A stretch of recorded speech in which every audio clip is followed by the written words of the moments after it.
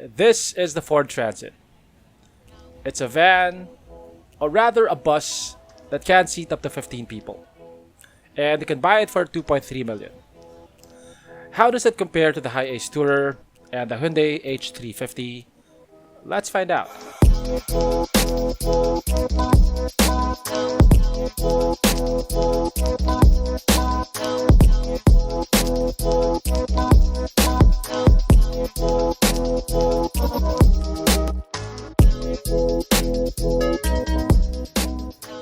The Ford Transit is a pretty big vehicle, especially in the height department. It's the second tallest van that you can buy here in the Philippines, next to the H350. It is about 21 inches taller than the Hiace Grandia Tourer. I am 5'8" and I can almost stand up straight inside. Its dimensions are so extreme that Ford is marketing this as a minibus rather than a van. Having such a high roof has its advantages, but it also has disadvantages, which we'll talk about later. In terms of exterior design, the Hiace Tourer, the H350, and the Transit have very similar profiles. They all look like big boxes on wheels. Like the Hiace Grandia Tourer and the H350, the Transit also has the engine at the front instead of underneath the front seat. At the front, it features Ford's familiar grille. It has halogen headlamps and fog lamps. It has a steeply raked windshield. At the sides, it doesn't look as angular or as flat as the Hiace Grandia Tourer. It has fender bulges. It has creases. It has body moldings. Ford's heavy use of matte black plastic, especially on the bumpers, the side mirrors, and the door handles, gives the Transit a base model appearance. The steel wheels with hubcaps don't help either. And it's not like there's a higher end model with nicer wheels and painted bumpers. This is the only variant available, as of now at least. Mechanicals. Thankfully, the Ford Transit is powered by a diesel engine. It's powered by Ford's 2.2-liter Duratorque engine, which produces 133 horsepower and 385 Newton meters of torque. It's the same engine that powers the 2.2 Ranger, but it has been detuned by a lot. Here in the Philippines, the only transmission option available as of now is a 6-speed manual.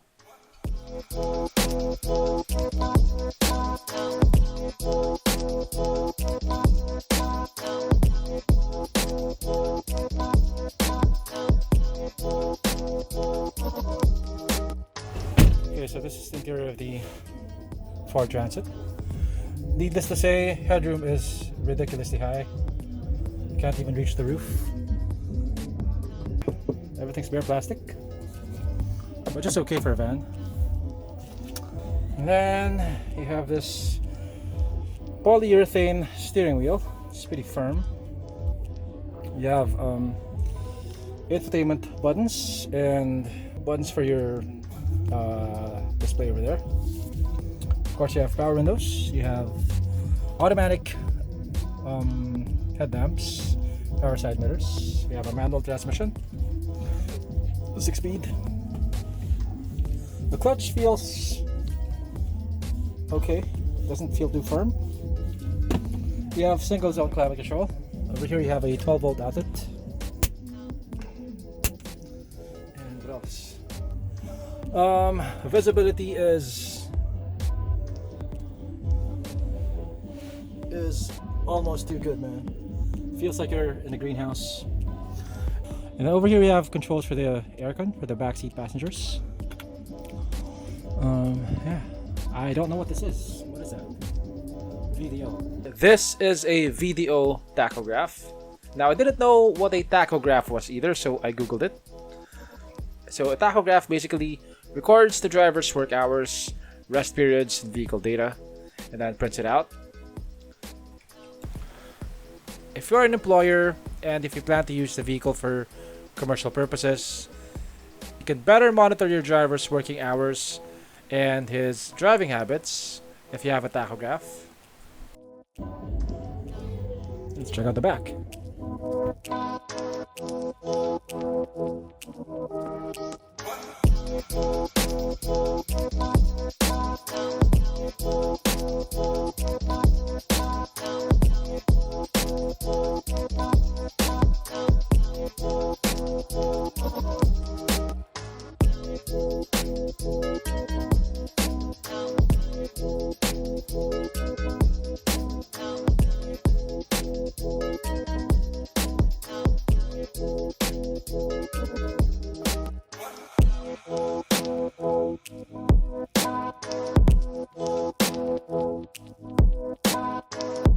I can stand up inside the vehicle. I'm about 5'8", and I have my head just brushes against the roof. See? Over here you have it's not exactly a sunroof, but you have a glass window over here. You have air vents for each row. No amenities like USB ports or 12-volt outlets here, but each row gets its own cup holder. And the legroom is pretty decent. I mean, it's not amazing, but it's not bad either. I'm about 5'8", and I have about an inch. I mean, if you push this forward, you have about 2 inches of knee room.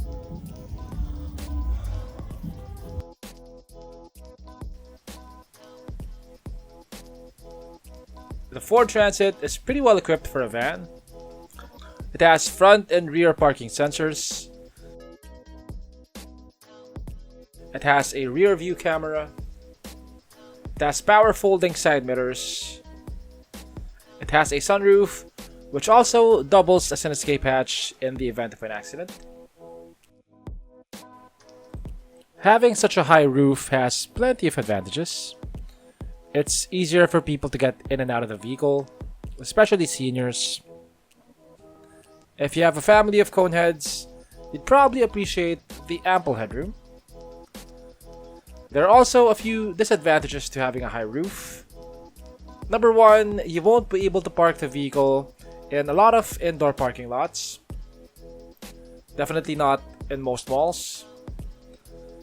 Number two, if you plan to go on a road trip, the Transit will be classified as a Class 2 vehicle, so you'll be paying more on toll fees. In its current form, the Ford Transit looks and feels like it's meant for the commercial market. But like the H350 and the Hiace Tourer, I can see people customizing the interior and turning this into a luxury RV.